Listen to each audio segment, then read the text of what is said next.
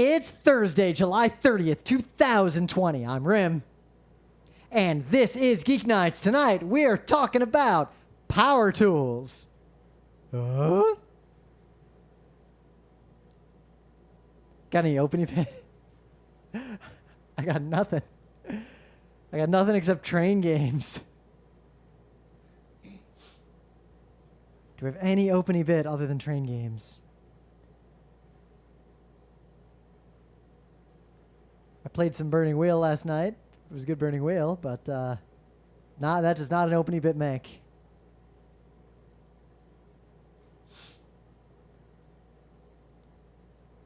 I got nothing.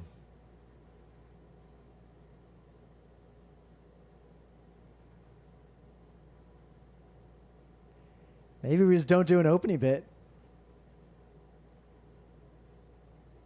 Oh, you're taking your train turn while we're live streaming? Yeah, we're already live. I could stream the train game. I could start with the heat wave, and then will you do that news first? Yeah, that works. That's a classic Geek Nights classic. Doo-doo. Warm today. Oh, you're not sending me any audio, weirdly, for the stream. Your audio is not coming to the stream for some reason. Give me a second. That's weird. Yeah, I'm just taking it from Discord, and it's not... Discord decided to not do it. It's working everywhere else. Give me a second to futz with that. Otherwise, I'll just turn off the live stream and people won't be able to listen to it. Let's see. Properties. Why is it not getting Scott's main output? Bah. Say some stuff. There, it's working. That's weird that it had a problem with that. Thank you, Adam, for pointing that out. I'll make sure the listener confirms, and then we'll go ahead with our Geek Nights Classic. There, we'll just go. Yeah, we're going to withhold that shit. Hold on. Oh, wait, are you withholding now? Now you're playing the train game? Should I stream it? Withhold. Should I stream this operating round? Oh, there's still a 4. I thought New York bought 2 4.6s. I don't need to withhold. No, didn't you look at... You can see the log. I thought he bought both of the brown trades. I'm like, oh, well, I don't need to do that shit. Oh, then I don't even need to issue that share either. Hold on. Oh, we got to back up your turn now? Yeah, I didn't realize he didn't buy all the trains. How many are left? 1. Yeah, it's mine. All right, here's the train game we're playing. Live streaming that now. Because I guess I'll take my operating round after you withhold on Grand Trunk. All right, yeah. Well, I'm not going to withhold because I don't need to now. I Half thought I was pay? going to have to. We'll see. I might not have to do that either. All right. All right, stay tuned, ladies and gentlemen. We are taking an important and pivotal turn. Doing that. Pivotal turn in our train game. Oh, you're moving fast on Detroit. Careful with the operating order because... Oops. One key to GT is you really want to get that Z to the gray. Don't let Cleveland get it because me and Chris. Yeah, that's why Detroit's already brown. Yeah, I'm going to turn ahead. Cleveland brown. Yeah, and then the next turn Detroit will go gray. Unless someone IPOs. They can't. Cincinnati's not in the game yet, so there's 2. Right? Tiles. Oh, there are 2. For some reason, I thought there was 1. No, there's 1. Oh, there is only gray 1. Z. All right. Anyway. If I could IPO B&O, roll it straight into Cleveland, and we could go gray-brown before you get to take your turn. Okay, go ahead. We need Chris to play ball with that, though. Submit 480. And now, do I even need to... I don't need to half pay because... You have 1 treasury share. Yep. Do I want the 5 train or the 4.6 train? 1, 2, 3. 5 is ideal for this classic GT. You go Windsor to Chicago. Yep. Bought that 5 train. And I even have a share in the treasury there. You know, because you don't need that 6 because you're hitting all high value stops. Like Toledo is going to be your weakest stop. That's kind of amazing. Yep. All right, looking All good. right, I guess I'll run Erie. All right, I got a 2, a 4, a 4, and a 4-6.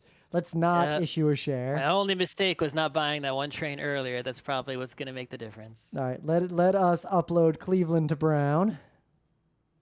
Do I want to even lay track anywhere? No, I don't give a shit about laying track anywhere. Unless I want to spend the money, which I can't. I'm $1 short of opening up toward B&O to set up an IPO. All right, done with token track. Let us redo all the trains. All right, the 4-6. 1, a 2. Oh, I got redundant routes from Cleveland. Oh, everything's coming up Rimhouse. 5, 6. Toledo is the weakest link in that amazing run. Now let's do a 4. Also from Chicago, but I can't do the connection twice. 1, 2. Then I can also go to Erie. Oh, yeah.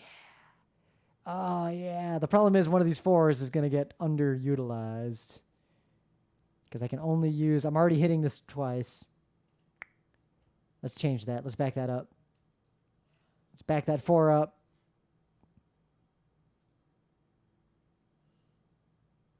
No, there's no better way to do it. I'm going to have untapped potential here.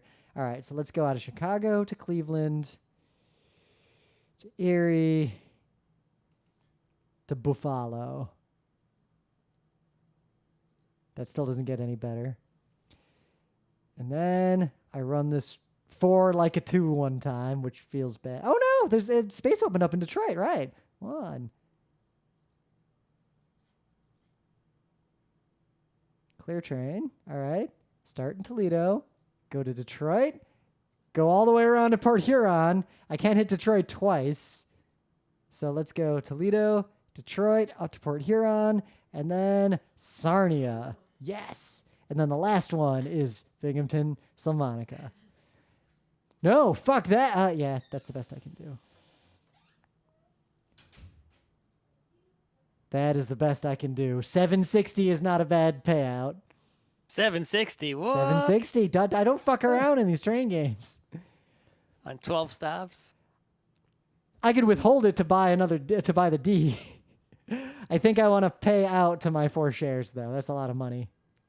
No, you need to buy it to basically attack us. Yeah. Because you're behind. Yeah, but I did have one more share. You actually need to buy the big train. Let's see. If I buy the big train, though, what can I do with it? Are you even allowed to buy the big train? I think you're at the train limit of 3. Oh, yeah, I am at 3. I need the rust to happen first. Fuck it, I'll just pay out. You can't. You can't. Oh. I'll take that cash. All right, now let's actually do the show. All those Erie shares are getting bought up now. All right, let's do the show. Warm today. Warm yesterday. And gonna be warm for a while now. We're in the middle of a long-running heat wave in New York City right now. Like, it is crazy hot. I'm not complaining. I love this shit, but I run a half, since the quarantine started, I run a half marathon every weekend. Like that, I'm trying to do one every single weekend for the entire summer. It's gonna be kind of hard with this AQI situation. I'm just doing it anyway. I've done half marathons on like upper orange days before. Like I'm just doing it. Well, this is the weather that they were gonna, like, even before there was a deadly virus, right? Even before they were like, yeah, got to cancel the Olympics biz out of this, right? So yep. It's interesting because the air in New York, at least in the first part of the quarantine, was better than it had ever been because there weren't any cars. But now as things are starting to open up, cars are coming back and the air's getting bad again. Yep. But it's only like a 50 today. Like, it's still actually way better than it would be normally. It's like, you know what's found interesting is that the hallways in my building outside of the apartments are always frigid cold. Like, they air condition the hell out of ours has central air conditioning just for those, but all the units have their own separate AC. Obviously, they're not going to, you can open your door to get free air conditioning, I guess. Yeah. But so what I noticed, though, is like we set our air conditioner temperature at like 78, which is, I think, higher than just about everyone. Yeah, mine's 76. But that is what Con Edison recommends as like the most efficient. And it's not uncomfortable. It feels just fine in the apartment. Like you're not upset when you're in here that it's warm, unless a whole lot of people come in. Um, then it can get kind of warm. But other than that, I think most people in the building are setting it way lower than that, I would imagine, right? The thing is, I noticed starting around, a couple days into this heat wave, the hallways are suddenly warmer than our apartment, which has never happened before. Trouble brewing. Right. No matter what, the hallway has always been way, way, way colder than our apartment. But suddenly, it's warmer than our apartment. And our apartment is probably one of the warmest ones in the building, considering how high we set the AC for efficiency's sake. So that's interesting. Oh, so there's no follow-up? You didn't check on what's the cause? No, I just assumed the building is being cheap. Yeah. But one thing with these my half marathons, because it's like, with the heat index, it's like 100 degrees when I run these sometimes. And it's not really hurting my times. Like, I'm still getting them under 2, but like not that much under 2. But the one thing I noticed specifically is that my average heart rate is like 10 to 15 beats per minute higher during this heat wave than it normally is. It's at like 170 something for the entire run, when during normal weather, it's at like 160 for the entire run. I've never had data like that before to pour over, but it's interesting to be able to do those comparisons. But the reason why I bring all that up is my news, because there's an article making the rounds like yesterday, and it's not sensationalism. It is true, but the article basically says, and there's a bunch of people reporting on it. It's New York Times. I'm not linking to them because of the paywall, but it basically says that New York right now is not, by any definition, the climate that everyone thinks it is. It is actually officially humid subtropical. Like, New York City is a humid subtropical climate. Fantastic. That's almost my favorite climate. Which does explain a lot of things, like how we've sort of morphed into, instead of having a spring, summer, winter, fall that are relatively equal length and well defined, we basically have like a really short spring. Fall is like split into like a late summer and then a rainy season, and we're having like rainy season in New York. The interesting part of this news is not that, because that is real. That is not sensationalism. That is a thing that happened. We live in a subtropical climate now. Wait. The news that's interesting is that historical analysis has confirmed New York City has been humid subtropical for 5 years now. It's been this way for a while. No one was talking about it. No one was like, what should we consider that maybe the climate has changed in this place? But it has, and I found an article that's not behind a paywall. There's this thing called climate change that's been happening. I don't know if you've heard of it. Yep, and it's happening a lot faster than a lot of people realize. So New York summers are going to be like this forever, basically. Like, that's never going to change. This is a normal New York summer. This heat wave, we're probably going to have a heat wave like this every year around this time. We're probably going to also have a rainy season once or twice a year, depending on how things go. Sweet. Cool. Yeah. It's kind of like watching a tornado rip through some stuff. I can enjoy that because I did not cause that. And while I want to prevent that from happening, I'm doing everything I can. Yep, exactly. Yep. So, I don't know. I mean, I guess I could turn off the air conditioner entirely. Yeah, but increasingly the evidence shows that individual action like that is not what needs to happen. We need industry to be reformed. And we could afford it if we say confiscated Jeff Bezos' money. Right. I'm pretty sure that I've read things like one big boat full of, one big giant cargo container ship is making more pollution than all of New York's air conditioners combined. Yep. Regulation of industry and agriculture is the key, coupled with seizing the wealth of billionaires. Yeah. Well, Yeah, but that's a topic for another show. So you can read this article if you want to see the details of this. You can read the New York Times article if you want to get the full details, but I don't pay for that. Well, you said seizing the wealth of billionaires is a topic for another show, but in fact, that is my news.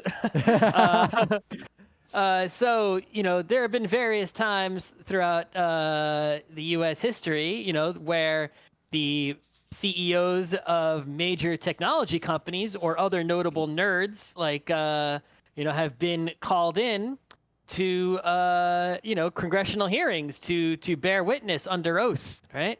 And Congress people are able to ask them questions and force them to give truthful answers under some threat of law, right? Yep. Like, now, to set this up before Scott talks about this, because it's a good topic, but normally the way these hearings go down is Democrats either ask like pointless, boring questions, or they ask the good questions, and Republicans tend to just follow up on like fascist nonsense or like the Republicans just do ridiculous bullshit in these hearings. Like they never contribute meaningfully. That's like the normal operation of these types of hearings. So we did do, I believe, a tech show on monopolies at some point, right? We Tech had to monopoly. have. I feel like we have. I can't find it right now. All four of these companies should be broken up. That is our personal opinion. If you were, well, that's apparently the opinion of the subcommittee chair as well. The problem is we want to break them up because we want to seize the wealth of incredibly rich people for the good of all, and not let these bad outcomes happen from these like Shadowrun style megacorps. But generally in America, conservatives want to break up tech companies because they see tech companies as resisting their efforts to install fascism. But, the Democrats want to break them up because they believe that they're violating antitrust laws. Exactly. So you have two people harming their constituents. Yep. Right? So you have two groups that want the same thing for radically different reasons. Regardless, usually when you get these congressional hearings, you have there's like a direct opposition. So whoever's bearing witness is getting, softball, easy questions, getting their ass kissed by one side. Like, hey, Mr. White Supremacist, why is it true that you are not in fact a threat? Yeah, stuff like that. And the other side will be like, trying to tear into them and give them a hard time, right? And you see this not even just at, things like this where you're talking to CEOs, but even like when they get, potential new judges in and they're questioning them to see if they're going to be fit to be a judge. It's like, well, if it's a Republican judge, the Republicans are like, oh, how great a judge are you? Yeah. Are you the greatest or just a little less great than that, right? But it's the same the other way too, right? If a Democratic judge is coming in there, right, the Democrats are like, oh, how great a judge are you? Right? Anyway, but when you get to see, right, Tim Apple, right? I will never not laugh at the Tim Apple joke. Sundar Google, right? Jeff Amazon, and right, Zuckface, the replicant, right? And Zuckface. So all four of those people, noticeably, Microsoft was not called in because Microsoft had to go through this ringer a long time ago. You should read up on that. Someone actually commented on the YouTube video, like, Bill Gates happy he retired so he didn't have to go through this. And I replied, I'm like, he went through this? Like, he was on trial even? It was even worse? And it was a different situation back then, and not to get into it, but I think a lot of the antitrust actions against Microsoft were badly misplaced based on Congress knowing as little as you think they know about technology. They still know little about technology. Oh, but back then, during the Microsoft antitrust? Regardless, though, there was still the fundamental point was that, regardless of the other details in the case, at the time, Microsoft was using its Windows platform monopoly, right, to gain unfair advantage in other non-operating system markets, which is an antitrust violation of law that still exists, right? Even though our antitrust law is weak, that is still a violation of the weak-ass law we have. Yep. And all four of the companies whose CEOs were, being called on in this hearing as witnesses are guilty of the exact same thing and many, many other things. But what was interesting was that usually you have this opposition where one side is ass-kissing and one side is grilling. Both sides were grilling for different reasons, right? One side was, grilling for, I guess actually some of the Republicans didn't go to conspiracy theory land, but some did. Yeah. One of them did ass-kiss, and that for only one time, though, which is the worst part of the whole thing. Like, even the white supremacy parts were not as bad as that part. Because at least these guys were getting grilled. So it's like to see 4 of the most powerful people on Earth, right? The wealthiest people imaginable, right? In control of the largest companies on Earth, right? Remember, Congress could just like take away their fortunes. Yeah, they could, right? Like, Congress does ultimately have power over these 4 people. Right. Being grilled, right? Regardless of whether the intentions of that grilling were good or bad, right? They did not have a good moment, right? But there were some definite highlights here. If you don't want to watch the whole 6-hour hearing, even though you could fast forward a bunch of it, right? Most of it is them just giving safe political answers, right? I'll look into that for you. My office will get back to you on that. I don't want, right? That sort of thing, right? But there were some notable highlights to be seen that are worth checking out. You should definitely see the closing statement of the chairman, where he's just like, yep, some of these companies should be broken up and others, all of them should be regulated heavily, right? That he's just like his conclusion was just like, F you, all 4 of you.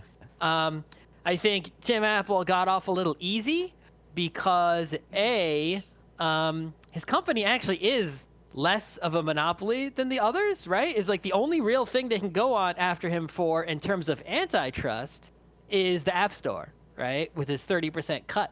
Like, what else does Apple do that's a monopoly? They're just really big. But they in no way control any market. What besides phones? They control the market of people who have iPhones. Yeah, it's like they don't control, it's like they don't control me. Like, I got an Android phone here. Right. Facebook's out there buying up Instagrams, buying up WhatsApps, right? Doing, antitrust, obvious, antitrust violations, right?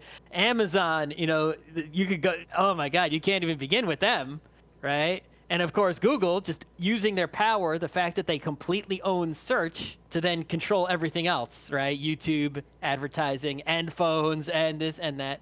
I was disappointed that nobody, when they were questioning them, I don't know if there's maybe a rule against this. When they were questioning them, they didn't pit them against each other at all, right? So, for example, right, they were asking, who were they asking? Oh, they were asking Facebook about some apps that Facebook had that were banned from the Apple App Store for being privacy invading, right? And I'm like, and they're asking Zuckerberg about his apps that got banned from the Apple App Store. But Tim Apple's right there.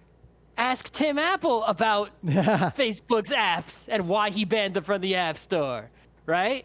Why they didn't ask Jeff Bezos about how, when they're grilling Tim Apple about how come he's taking a cut on all the apps.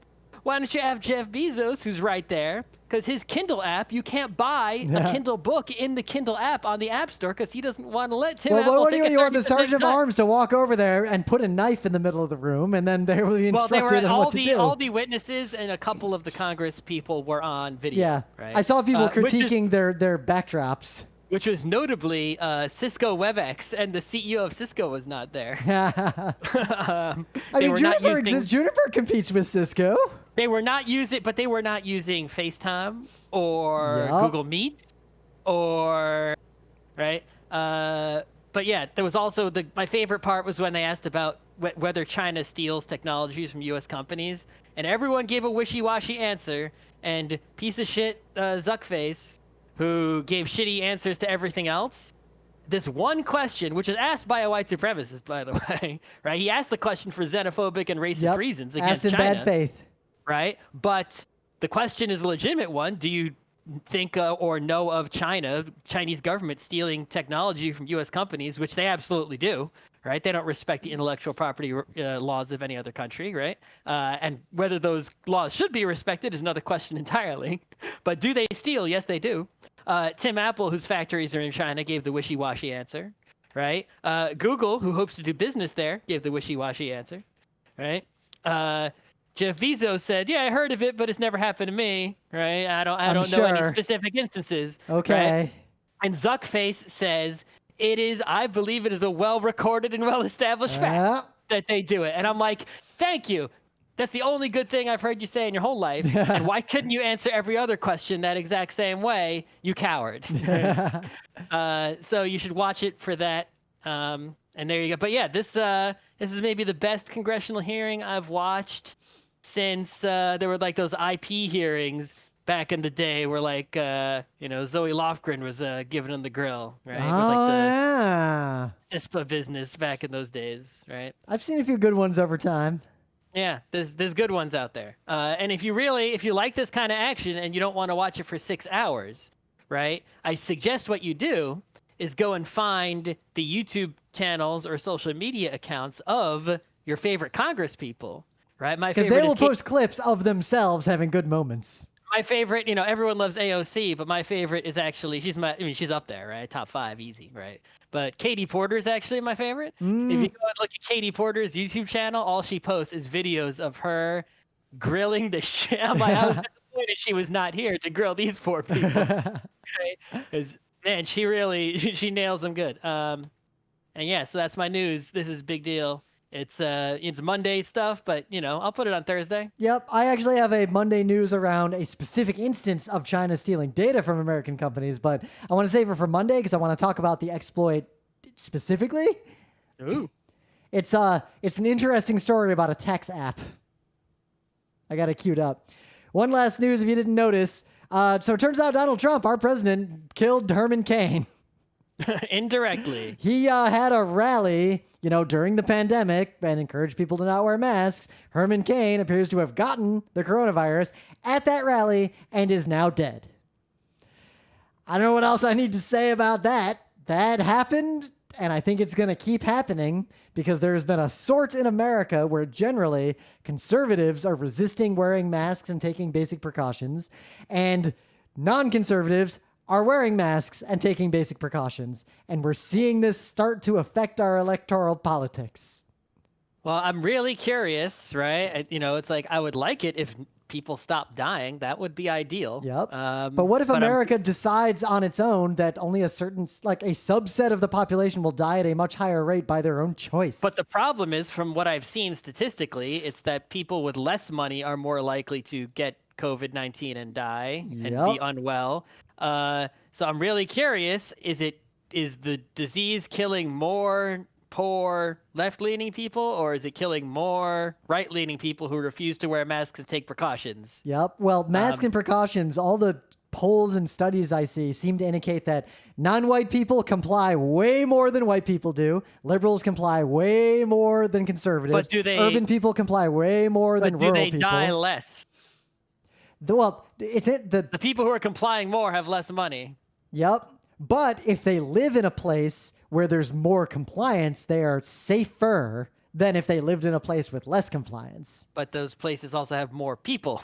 Yep. But look, we're seeing New York, an extremely dense city, has vanishingly few cases day by day now compared to... It's still like hundreds. Yeah, a few hundred in a city of so many million compared to...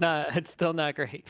Yeah, I think there were 290 yesterday in the whole city. You want to go ride the subway to work? Oh, no, I'm not going back to work until next July is like the earliest date that's even been talked about. One of my coworkers went to my office today and I was like, hey, how's my desk doing? How's my desk doing?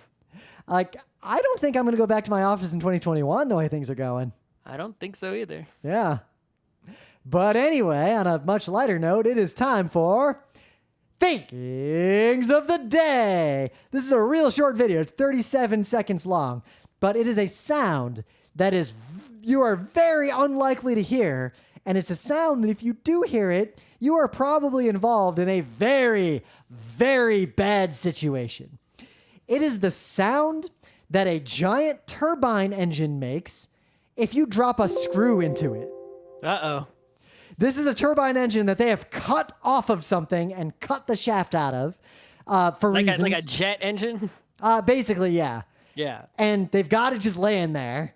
I think if you were flying in an airplane and you heard this noise, that means a screw just is in the air somehow. A flying screw got into the front of the engine. This is the sound it makes if the turbine's not spinning.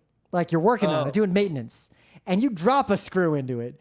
It does not make the sound you think it would make. I was very surprised by what this sounded like. And also my guess would be something like a ew. No, like a ding, but then the ding would resonate and become like a ew. I thought something similar. I was completely wrong. I'm not even going to spoil it. The video is 37 seconds long. But the best part is the guy in the video is like, yeah, if you ever hear this sound, you're about to have a real bad day. Well, don't turn the engine, as long as you don't turn the engine on. Oh, yeah. But basically, there's no way to get that screw out of there. Like, you're just fucked. You just caused millions of dollars in damage. You take it apart. That's expensive and difficult and time consuming, but you can do it. Depending on the turbine. Magnet can also help you. Depending on the turbine, some cannot be taken apart. They must be cut apart, destroying them.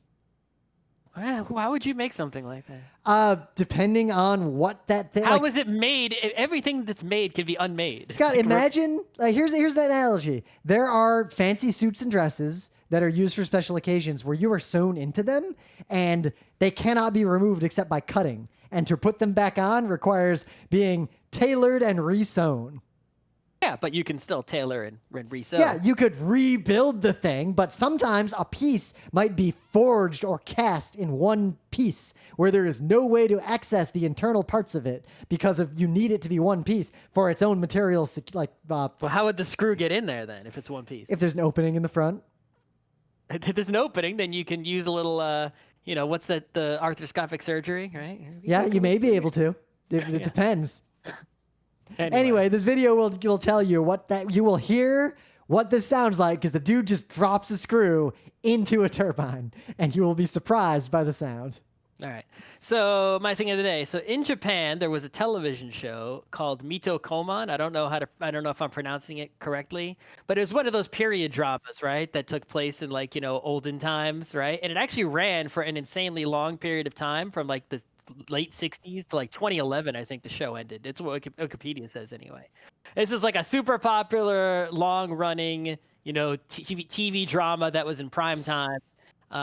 Big deal. But obviously anyone who's not from Japan probably wouldn't know or care about it. I've never watched an episode, right? I don't know what it's like. I just know it exists and what its name is. However, if I'm watching any live action thing that I've never watched from older Japan, I'm watching Odoro Daiso Sasen. Exactly. This is way older than that. Oh, I guess not. I guess it's both older and newer. Yeah.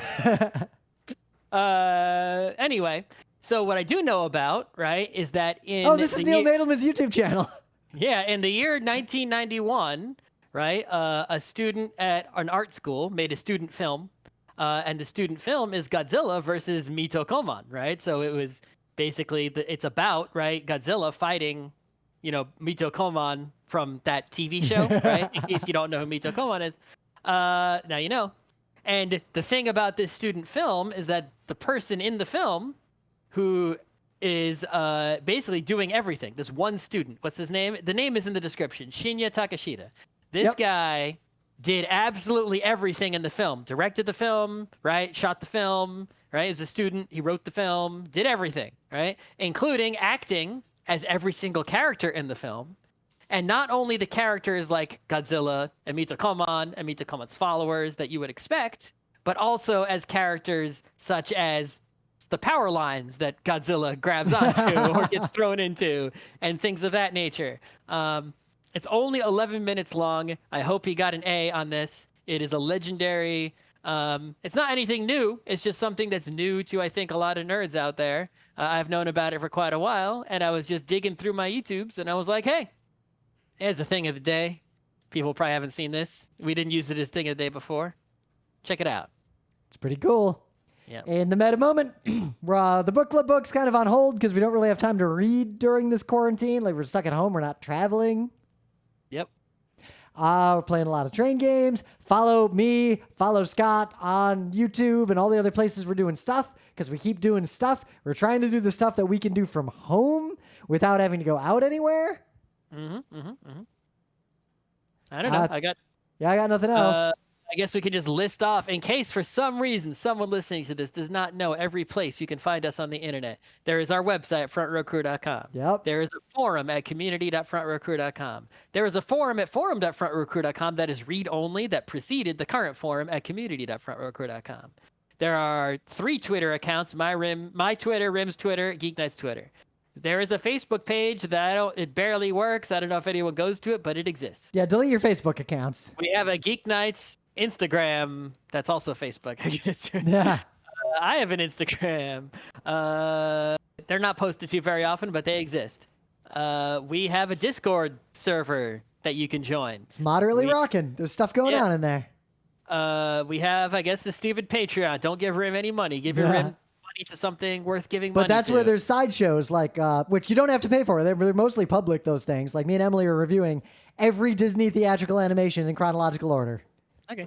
I have a YouTube channel. You know, we just watched The Three Caballeros and Saludos Amigos. Oh, no. Rim has a YouTube channel, which is also the official GeekNights YouTube channel. Yep. So, like, all our panels and, like, mainstream stuff is there, plus my bullshit. And then Scott's YouTube channel is some of our other shows, Scott's bullshit, and, like, other side content that randomly will stream with Scott instead of mine. There is an actual GeekNights YouTube channel that I have regained access to. That's like youtube.com/GeekNights. Yeah, the problem is all our Google Juice and subscribers are on my channel. Yeah, we lost access to it for so long, and we would need someone at Google to like help us merge them somehow. Right? Yeah. I've been streaming Paper Mario on Twitch. Probably. Paper Mario. I'm probably gonna do that again. Paper Mario. Soon. I'll finish it. There's got to be, there's a GeekNights newsletter that you can subscribe to that is mailed a few times a year, maybe, whenever I remember and put in enough effort because it's work. Oh, and the Baltimore and Ohio Railroad just IPO'd at 150. Well, okay. Well, I mean, that's what's going to happen, right? I got to think about if I want to IPO IC. Okay, go ahead.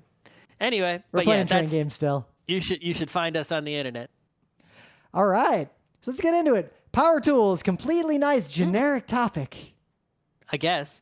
The thing is, as much as I have used power tools enough to do an episode on them, I primarily avoid power tools and will use handheld tools unless a power tool is like necessary. I prefer power tools in almost all cases for almost all things, but now that I live in an apartment, I use them less because I tend to not do the kinds of projects I would do previously. But I still use power tools pretty much exclusively for anything I would do with tools, unless it's a really, really trivial job like tighten a screw. Yeah, I'll admit, But like sometimes they're tightening a screw and it just won't tighten. I have a power screwdriver I'll use, right? Yep. But like, because mine has a nice torque setting, so I can choose like exactly how tight I want the screw to be. It's like if I can screw it in by hand, I'll screw it in by hand. But the only other time I'll reach for the power screwdriver is like, okay, I've got to screw in 30 screws. I guess I'm not doing them all by hand, even if I could do one by hand. Yeah, right? But even for a single screw, often I'll use a power tool because of the consistency and the I can get better tolerances in my work. Like, I don't like with a screw, it's like if you're screwing something in, depending on the nature of the screw, if you're doing it by hand and you don't have a screw guide set up, then you might angle a little bit. It might like wear out a little bit of the thread as you're creating it, depending on whether or not you drilled a pilot hole. With a drill, I can just be like, perfect pilot hole, perfect screw. Well, I mean, you're not going to do a hand drill. Yeah. The only thing I would do with a hand... You do have hand drills, right? You crank it like this, right? Yeah, I had one as a kid. I actually used it a lot because I was often doing work in a place where I didn't have power. Oh, okay. It was a giant pain in the ass. You'd like double crank it, and it had this like brace around it. I hated that thing. Well, I think it's like if you think about other tools, not just hardware power tools, right? It's like usually what you see is that if there is a more powerful tool, especially like computers, right? It's like even if you're doing a small job, it's like, well, the more powerful tool still is more efficient and does a better job, right? Why would you use a weak tool? Yep. But when it comes to like the kind of, hardware kind of work, construction-y work, right? Household repair type work, a lot of times the minimum power of the power tool is too strong for a more delicate work. Like you would never use a power tool when you're working on your bicycle, like ever. Right. Yep. Because it would just screw the screw in too hard. I have seen, like, I watched my bike shop use a power screwdriver, but it was a power screwdriver that had a fancy torque system on the front. So it was basically just a powered torque wrench. Sure. Yeah. Like that's fine. But no, do not put your carbon fiber bike together with a power screwdriver. You're gonna die. Yeah.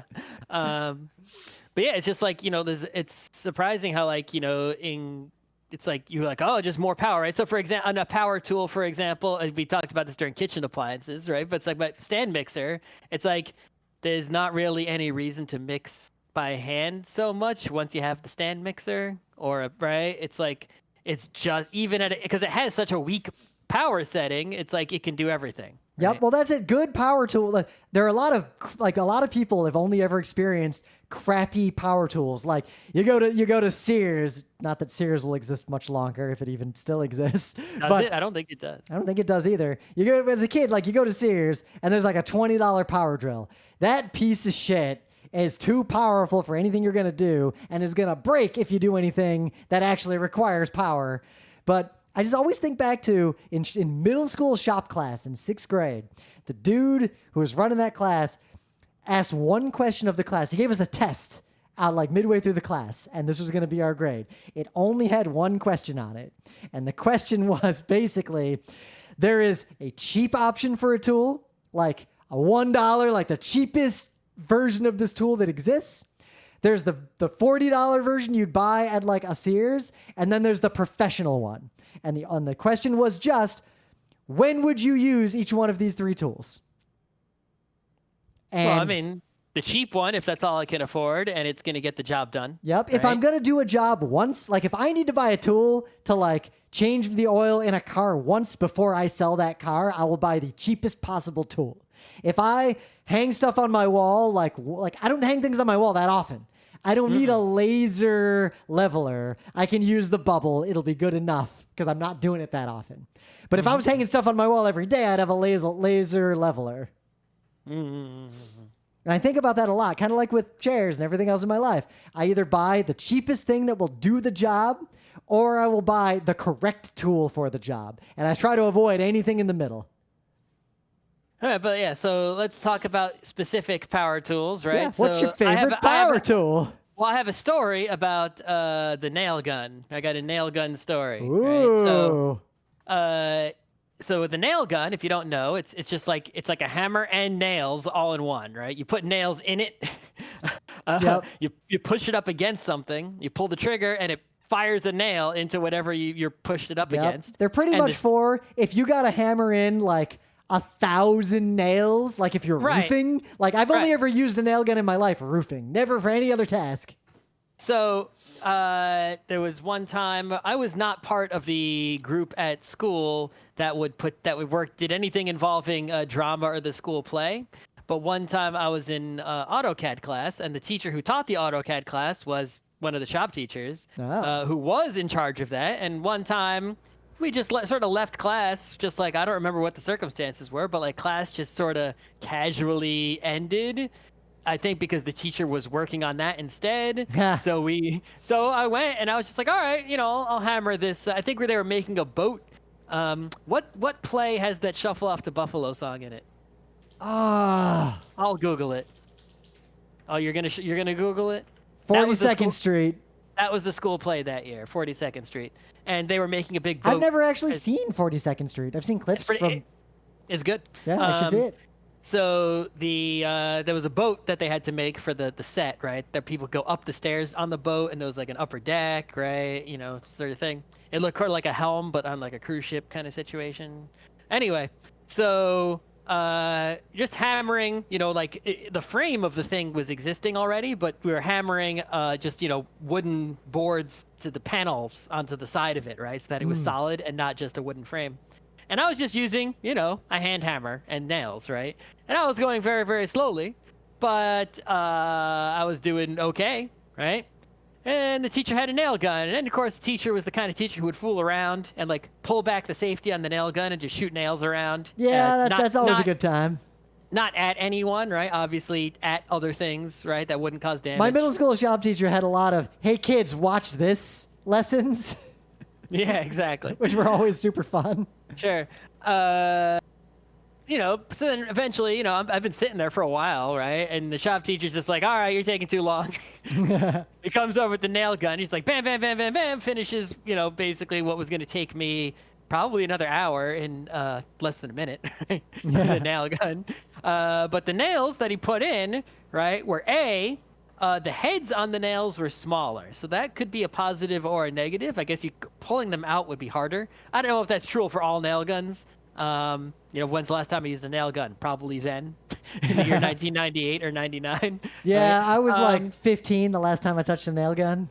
but they made them harder to see, but also harder to remove. Obviously, it was faster and easier, but also it was just sort of more haphazard, right? You know, it was like doing it by hand. I was putting them, spacing them more evenly, being more careful, right? But whatever it's like when I was doing roofing, there's so many nails to put in that the nail gun was the only way to do them with very good spacing and very good, like, the nails are all perfect.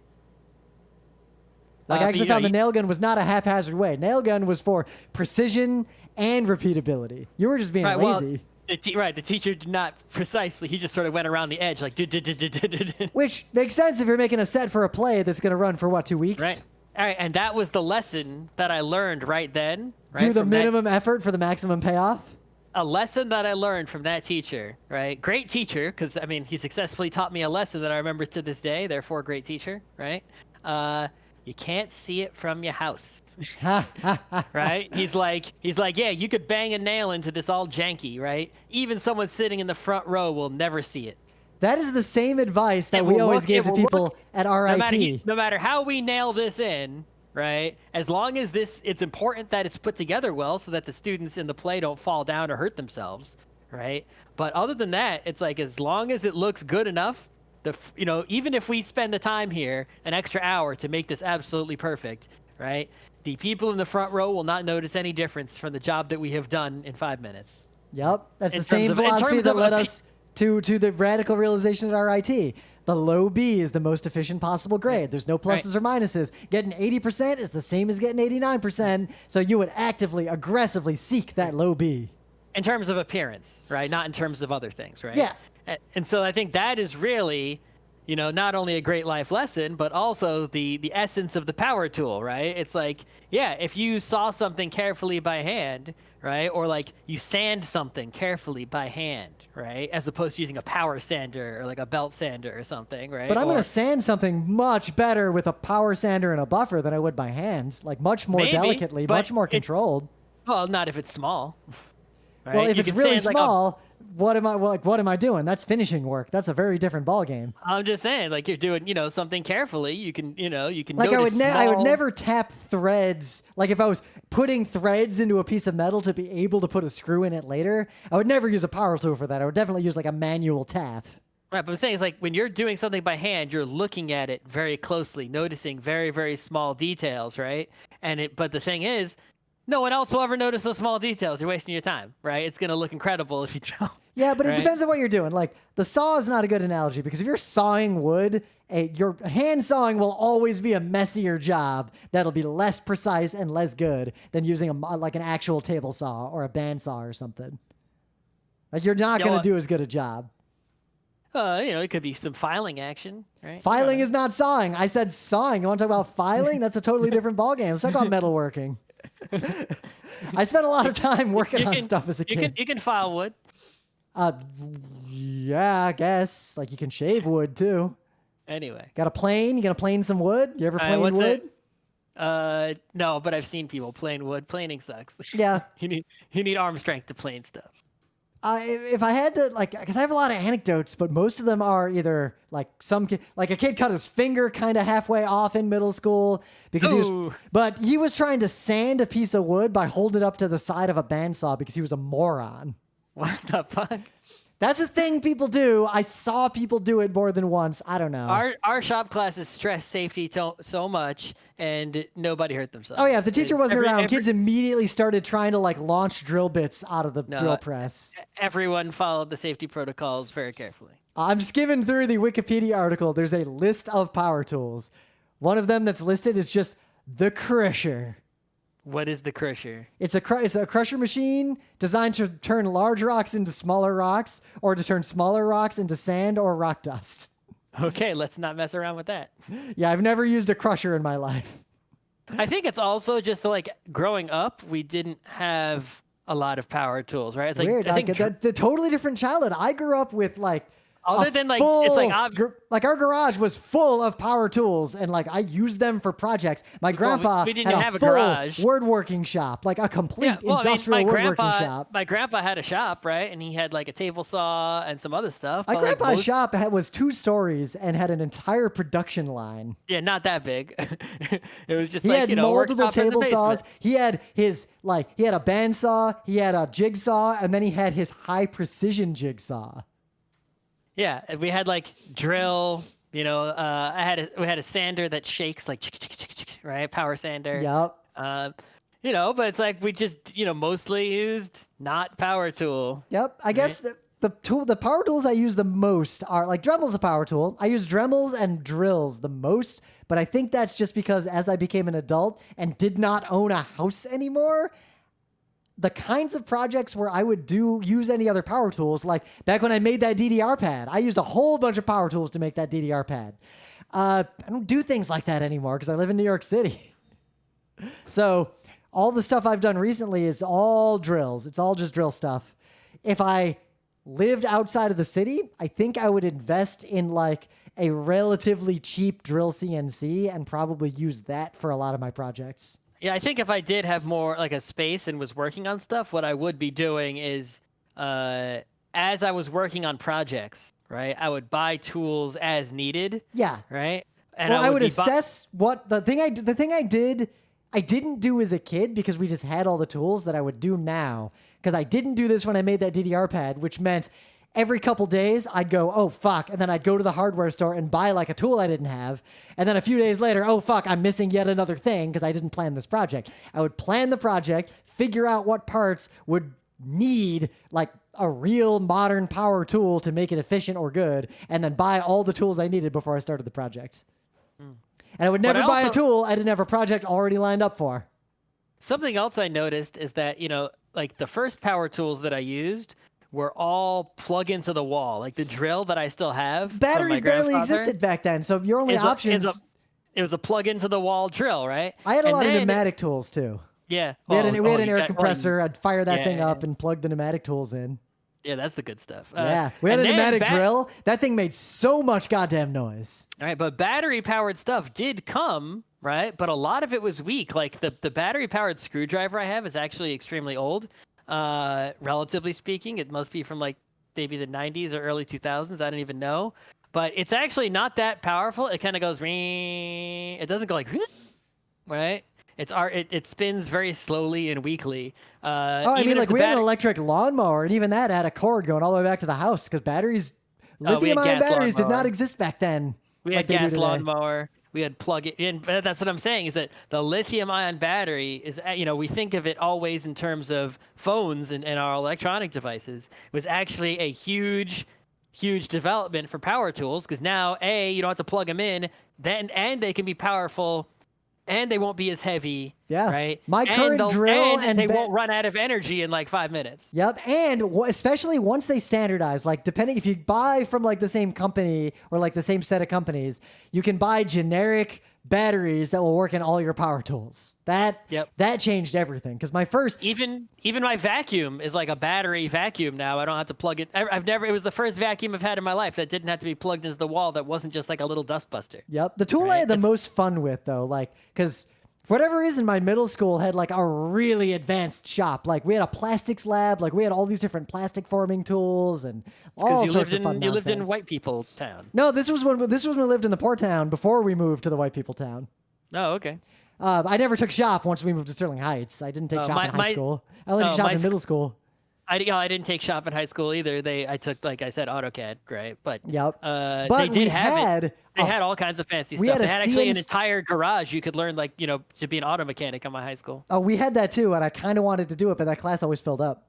Mm-hmm. But we had in the middle school a CNC drill press and a CNC lathe, and that was like the moment when the idea of automation like really clicked with me as a kid because I watched this thing and I was like, wait, I can basically write code like the Turtle program and then a robot will do what I told and my kid brain in 6th grade was just like, oh, fuck. Oh, wow. I want one of these. Yeah, we had that in high school, right? When we were doing AutoCAD, right? There was one of the AutoCAD classes was like mechanical CAD, and if you took that, you would make things and you would design like parts, and then they had a CNC to make the parts that you drew in AutoCAD. And that was with late 90s technology, right? So what they have today is like incredible compared to that. Yeah. Rim's typing something. I was typing to the listener. There's a lively chat going on right now. Oh, that's good. Because have fun, lively chatters. Yep. You should check out our YouTube and lively chat with them. Or not. You have something better to do. But yeah, nowadays, like just living in an apartment, the drill and the like handheld saw, like the jigsaw style handheld saw, are the only tools that I use with any regularity. But I use them kind of often, and I try to use that drill for everything because it's a really great drill for what I paid for it, and it has torque settings and all the stuff I might need. Yeah, it's like I had to do a project recently, and some of my friends were suggesting, oh, you can just, they were like, get these tiles, and instead I was trying to put some stuff onto my my little balcony. Oh right? Yeah, I remember you were talking about that. I ended up just getting the cheapo piece of fake grass, AstroTurf, in a roll. Right, it's working. It's good.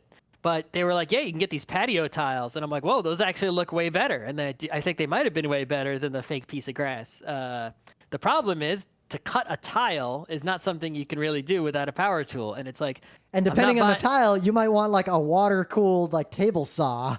Right. It's like, I'm not buying a circular power saw just to cut a few tiles and then never need it again. Yep. Also, that's a really dangerous tool that I don't have a lot of experience using. That's actually the last thing I wanted to get into, because one thing I've realized is that, like, even talking to you now, I realized that I have weirdly, like, I know a lot about power tools. I'm very comfortable using them, but I know that most people our age are not in America. Yeah, like, I mean, they don't have experience with this stuff. Even in the shop classes that I took, well, I think you're also mostly hanging out with people who don't work in, industries and fields. Yeah, true. Like my circles are very much like people on Twitter. Your friends are not like construction workers and plumbers and things. But I grew up where my dad, I did a lot of roofing as a kid because my dad did a lot of roofing to help support the family. Like the family was working 3 jobs across 2 parents to keep us going. And as a result, everyone in my family was like very well versed in power tools. Like the entire extended family, everybody knew how to use power tools, and it was assumed that everyone taught their kids how to use power tools. So at a very young age, I was learning like table saw safety. Like I'm talking when I was like 8. Mm-hmm. And I know that is not everyone's experience. Right, but I mean, even the tools I did learn to use, like in shop class, we used like table saws, and right, it's like, you go to the hardware stores, like there's a bunch of other tools there that were not taught in class. Yep. And were not used for any like home kind of projects, right? But I guess so it's like I would watch people on TV use them, like Norm Abrams or whatever. I watched all those shows as a kid too, all the like home improvement shows. Like I always saw him using like his router to like, make edges around the, piece of wood when he was making furniture, and he'd like do all kinds of fancy stuff. It's been so long, right? 90s, right? But it's like, I saw all those tools, but I didn't know anyone who owned any of those tools, because who did I know there was a furniture maker? And no one was going to teach me how to use them. I can learn from YouTube now, but I'm already like 30-something years old. Yeah. Right? It's like, and I just go to the store and Count of Monte Cristo didn't even get out of jail until he was like 45. Right. It's like, I'm going to go buy something I don't know how to use, right? Is dangerous. Yep. Well, that's the thing, that the YouTube era maybe will fix things a little bit, but one thing that always struck me when I encountered people, like when I was a kid especially, and I encountered people like in that shop class, there's a certain class of power tool, like a Dremel, or like just a drill. Like a drill you just go to Home Depot and buy if you don't know better, not like a pneumatic drill or anything, where it's pretty obvious how to use them, and the dangers in them are also pretty obvious. But most power tools, I think the difficulty with them for most people is that the dangers are not obvious. Like there's obvious, like you look at a table saw and you can imagine the dangers looking at it. Like you can imagine all the ways you can cut your finger off. Don't touch the sharp spinning part. But people don't imagine, like they don't know how to use it safely. And there's a lot of non-obvious dangers to these tools. Like if you leave the chuck in a drill press, like the thing that you use to tighten the drill bit on, and you spin that drill press, that chuck will fly like a bullet and could kill someone. Yep. Like that kind of stuff.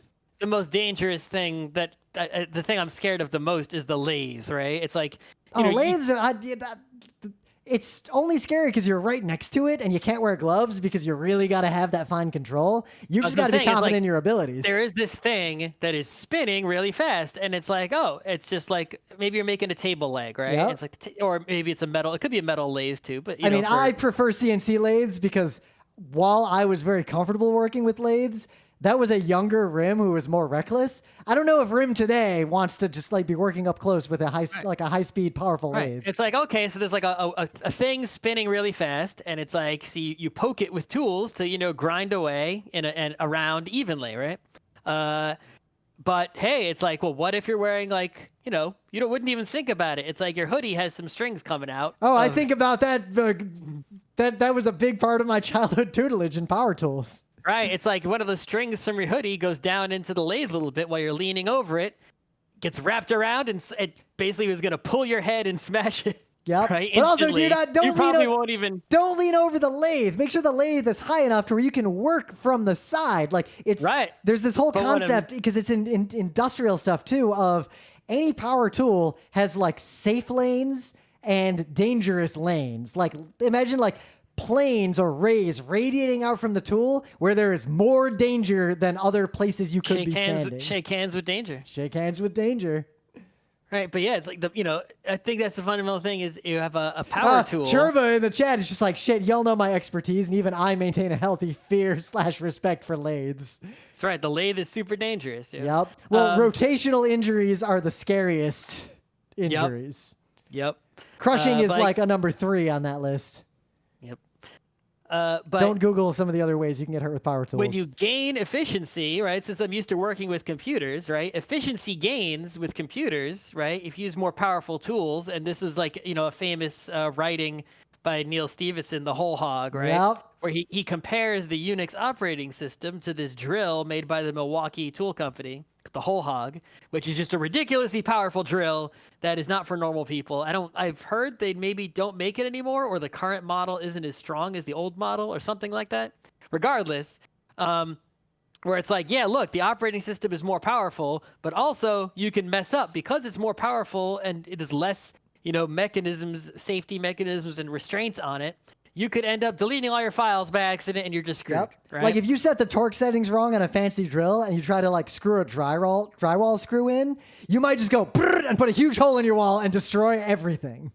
But the difference with the power tools is the danger is irreparable harm to human bodies. Yep. Right? Or your property, like, oops, I knocked down this wall in my house.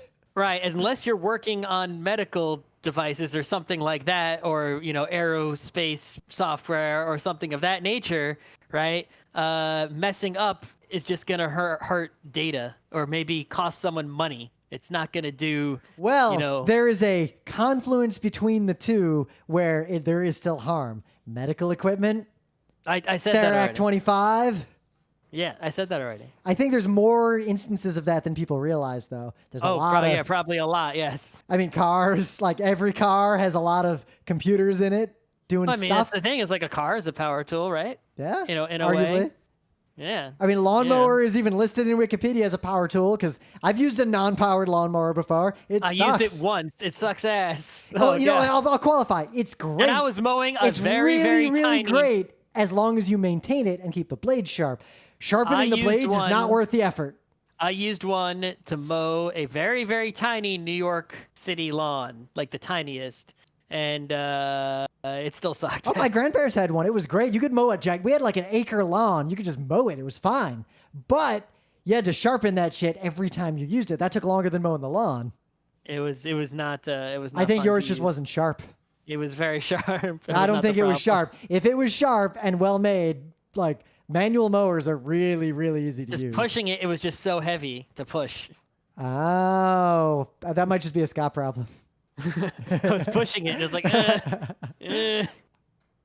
Of course, as a kid, I had a mower that I used sometimes that was sort of powered. Like it would kind of pull itself along.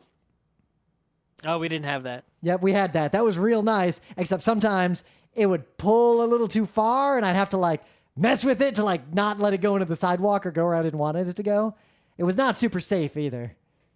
No, we just had normal old school style, but gas powered ones, right, where you'd push it. But eventually, we just stopped mowing the lawn and paid someone to come and mow it with a giant commercial mower. Nah. It's like, oh, that's easier. But yeah, and then I never had a lawn again. But I think in terms of like a lot of people in the US in particular over time, I think there is less exposure to power tools for a lot of reasons for people.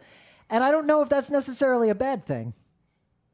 No, I mean, it's like a good thing you don't need to use power tools unless you have a use case for power tools. Right. It's a good thing they exist for, and they keep developing and improving upon them for increased safety and efficiency, right? It's like, imagine if everything was still made with handheld tools, right? We wouldn't have anything, right? Or imagine like early power tools, you know how they were powered? There were giant rotating wheels and pulleys in the ceiling, and you would basically put a rope or a belt over one of those things down and then wrap it around the tool you're going to use, and it's just spinning next to you and spinning in the ceiling while you're working. Yeah, stuff like that. And pneumatic power tools, like, they're way good. But also, if you fuck up with a compressor, it'll kill you and everyone in the room. Mm-hmm. Or hydraulic as well. Yep. Also very dangerous, right? But or like a lot of early power tools weren't grounded. Like, just get electrocuted by the drill. Oh, I guess that could happen too. Double insulation was not a thing in a lot of early power tools. Right. You know, I mean, really, all power tools, when you think about it, are as modern ones, right? Are just motors attached to a thing, right? It's just, okay, so we have electricity. We're converting the electrical force into mechanical force, either rotational or linear. And then we're putting a normal old tool on the end of the motor, right? It's like, okay, we converted electricity into spinning, and now we make a screwdriver. Let's go even better. We're taking that power and giving it a user experience, like a way to guide it to do something. You know, it's like, okay, we have a spinning motor. We'll put a saw on it. We got a spinning motor. We'll put a drill bit on it, right?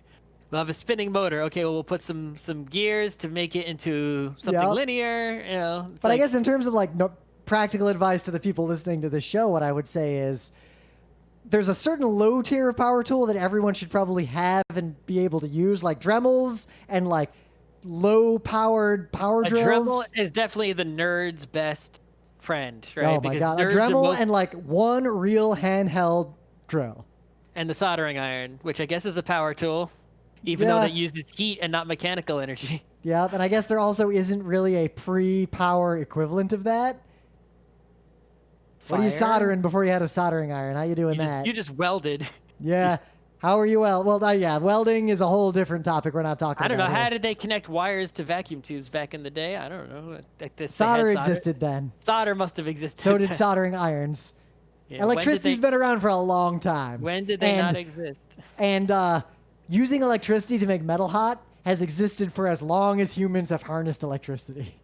I suppose so.